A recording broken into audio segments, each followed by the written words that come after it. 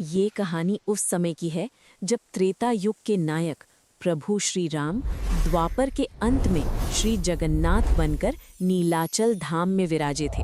अपने प्रभु के बिना हनुमान भला कहाँ रह सकते थे। वायुपुत्र भी अपने आराध्य की सेवा के लिए पुरी पहुंच गए। समुद्र के किनारे बने उस भव्य मंदिर के सिंह द्वार पर हनुमान पहरा देने लगे। उनकी गदा की धमक से दिशाएं कांपती थीं और उनकी गर्जना से काल भी भयभीत रहता था। एक शाम जब लहरें मंदिर की सीढ़ियों को छूने की कोशिश कर रही थी, हनुमान अपनी आंखों में अटूट भक्ति लिए द्वार पर डट गए। तभी उनके भीतर से एक दृढ़ संकल्प गूंजा, जब तक सूर्य और चंद्रमा की आभा इस धरती पर है, मेरे प्रभु के इस धाम की ओर कोई भी संकट आंख उठाकर नहीं देख पाएगा। हे सागर राज, अपनी मर्यादा में रहो, क्योंकि यहाँ स्वयं पुरुषोत्तम का निवास है। हनुमान का अनुशासन ऐसा था कि परिंदा भी पर नहीं मार सकता था। दिन बीतते गए और हनुमान मंदिर के मुख्य रक्षक यानी क्षेत्रपाल बन गए। मंदिर के भीतर से आती झांझ और मृदंग की आवाजें उन्हें आनंदित कर देती थीं। एक रात जब पूरी नगरी सो रही थी, हनुमान ने गर्वीले स्वर में जगन्नाथ जी की ओर देखते हुए धीरे से कहा, प्रभु, आपकी सेवा ही मेरा परम सौभाग्य है। आप निश्चिंत होकर विश्राम करें। आपका ये दास बाहर खड़ा हर अनिष्ट को रोकने के लिए तत्पर है। लेकिन हनुमान ये नहीं जानते थे कि उनकी यही अति भक्ति और उनके भीतर का वेग जल्द ही एक नई लीला का कारण बनने वाला था। समय बीतता गया और हनुमान की पहरेदारी और भी गहरी होती गई। अब मंदिर के सिंहद्वार पर खड़ा वो वीर केवल एक रक्षक नहीं, बल्कि एक विलीन भक्त बन चुका था। उनके रोम रोम से राम और जगन्नाथ की ध्वनि गूंजने लगी थी। जैसे जैसे रात का सन्नाटा बढ़ता, मंदिर के प्रांगण में एक अजीब सी हलचल महसूस होने लगती।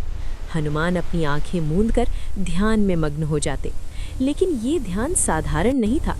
पवन पुत्र होने के कारण उनकी हर सांस में आंधी सा वेग था। जब हनुमान गहरी समाधि में राम राम का जाप करते, तो उनकी सांसों की गूंज किसी भारी गर्जना की तरह मंदिर की दीवारों से टकराती। मंदिर के विशाल पत्थर थरथराने लगते और समुद्र की लहरें भी उस कंपन से पीछे हट जाती। एक रात जब मंदिर के मुख्य पुजारी पट बंद कर बाहर निकल रहे थे, उन्होंने देखा कि हनुमान की सांसों के वेग से आसपास के वृक्ष झुक रहे हैं। उन्होंने हाथ जोड़कर हनुमान की ओर देखा और मन ही मन कहा, धन्य है ये भक्ति। महावीर के हृदय की धड़कनें भी आज ब्रह्मांड के संगीत से मिल गई हैं। पर ये कैसा वेग है? ऐसा लगता है जैसे स्वयं पवन देव यहाँ साक्षात बह रहे हों। हनुमान को इस बात का भान ही नहीं था कि उनकी ये शक्ति कितनी शक्तिशाली हो चुकी है। वे तो बस अपनी धुन में खोए थे। आधी रात के सन्नाटे में उनकी सांसों की आवाज़ किसी सिंह की दहाड़ जैसी सुनाई देने लगी। मंदिर के गर्भगृह के भीतर रखे दीपों की लौ डगमगाने लगी। तभी हनुमान के अंतर्मन से एक सुखद पुकार उठी, हे प्राणनाथ, आपकी छवि मेरे नेत्रों में ऐसी बसी है कि अब इस शरीर का अस्तित्व ही आपकी भक्ति बन गया है।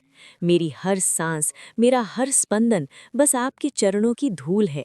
लेकिन हनुमान की यही गरजते हुई सांसें और उनका ये अलौकिक खर्राटा उस रात माता लक्ष्मी की निद्रा में बाधा बनने वाला था। पूरी नगरी इस अद्भुत शक्ति के प्रभाव से कांप रही थी, अनभिज्ञ कि अगले ही पल एक बड़ी शिकायत प्रभु के दरबार में पहुंचने वाली है। रात का तीसरा पहर था। जगन्नाथ मंदिर के भीतर, जहां संसार के स्वामी विश्राम करते हैं, वहां शांति के बजाय एक अजीब सी गूंज सुनाई दे रही थी। वो गूंज थी हनुमान के गहरे ध्यान की, उनकी सांसों के उस प्रचंड वेग की जो मंदिर की दीवारों को किसी भूकंप की तरह थर्रा रहा था। रत्न सिंहासन के समीप बैठी माता लक्ष्मी व्याकुल हो उठी। उनकी दिव्य निद्रा में बाधा पड़ रही थी। हर बार जब वे आंखें मूंदतीं, बाहर से आती वो राम राम की गर्जना और पवन पुत्र के श्वासों का शोर उन्हें चौंका देता। माता ने प्रभु जगन्नाथ की ओर देखा, जो मंद मंद मुस्कुरा रहे थे। लक्ष्मी जी के मुख पर हल्की सी झुंझलाहट और बहुत सारा आश्चर्य था। उन्होंने धीमी लेकिन स्पष्ट आवाज में प्रभु से कहा, स्वामी, क्या आप देख रहे हैं? आपकी इस अनन्य भक्त का प्रेम तो अद्भुत है, पर इसकी अभिव्यक्ति बड़ी भारी पड़ रही है। सिंहद्वार पर खड़े हनुमान की सांसें किसी प्रलयंकारी आंधी की तरह गूंज रही हैं। महल के झरोखे कांप रहे हैं, दीप बुझ रहे हैं। भला इस शोर में विश्राम कैसे संभव है? प्रभु जगन्नाथ ने अपनी बड़ी बड़ी गोल आंखों से माता की ओर देखा और चुटकी लेते हुए बोले, प्रिय, वो मेरा दास है, मेरा सखा है। उसके हृदय में मेरे नाम की जो अग्नि जल रही है, ये उसी का ताप है। वो तो पहरा दे रहा है ताकि तुम निर्भय होकर सो सको। लेकिन लक्ष्मी जी शांत नहीं हुई। उन्होंने हाथ जोड़कर आग्रह किया, प्रभु, पहरेदारी और शोर में अंतर होता है।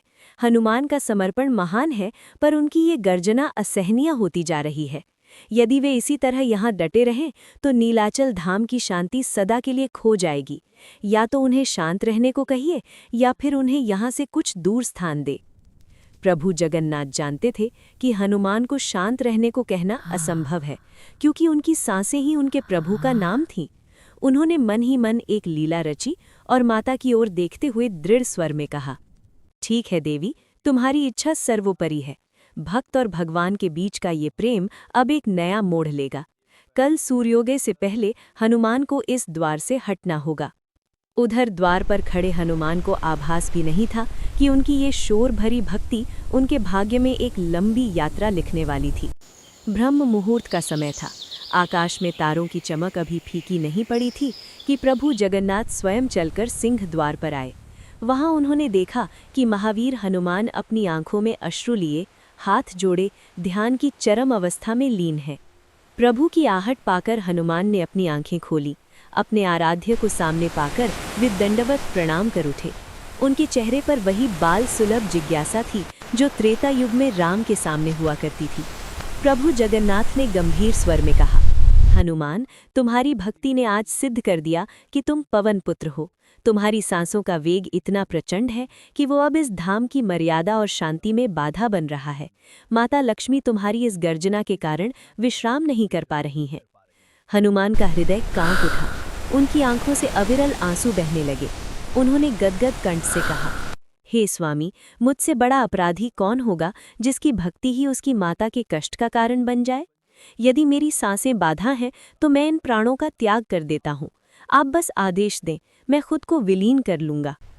जगन्नाथ जी ने मुस्कुराते हुए हनुमान के कंधे पर हाथ रखा और बोले, नहीं हनुमान, प्राण त्यागने की आवश्यकता नहीं है। तुम्हारी सेवा मुझे सदा प्रिय है।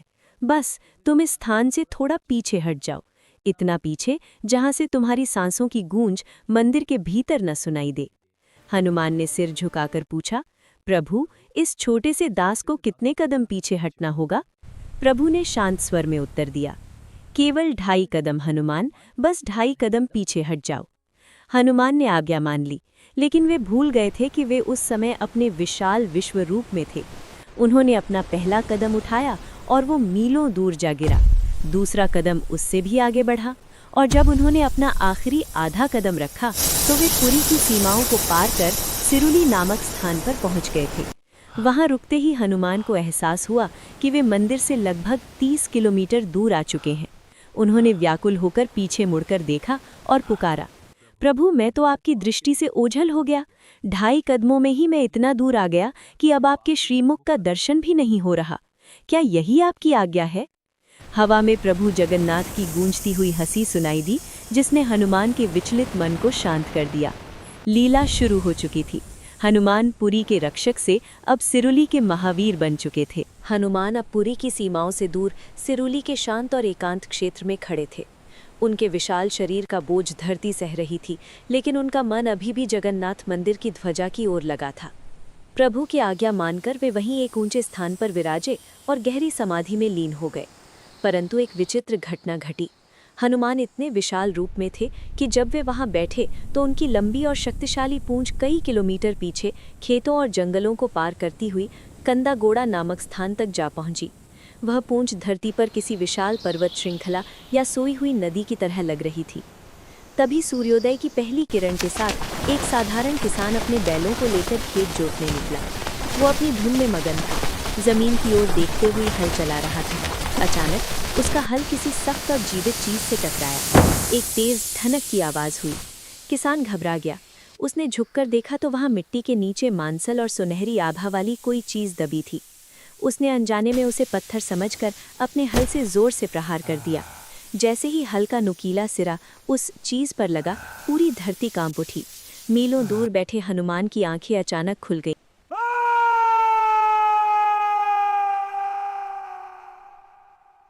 उधर खेत में वह किसान उस अलौकिक स्पर्श के तेज को सहन नहीं कर पाया और मूर्छित होकर वहीं गिर पड़ा। जब उसे होश आया तो उसके सामने पवन पुत्र की पूंछ का वो हिस्सा दिव्य प्रकाश से चमक रहा था। उसे अपनी भूल का एहसास हुआ और वो कांपते स्वर में चिल्लाया, हे महाबली, हे संकट मोचन, मुझे क्षमा करे। मैंने अज्ञानतावश सक्षत ईश्वर के अंग पर प्रहार किया। मेरी पीढ़ियां इस पाप का बोझ कैसे सूझेगी। हनुमान ने अपनी दिव्य दृष्टि से सब देख लिया। उन्होंने अपनी पूंछ को समेटा नहीं, बल्कि उसे वहीं कंदा गोड़ा में स्थापित रहने दिया। उन्होंने अदृश्य रूप से उस किसान को सांत्वना दी।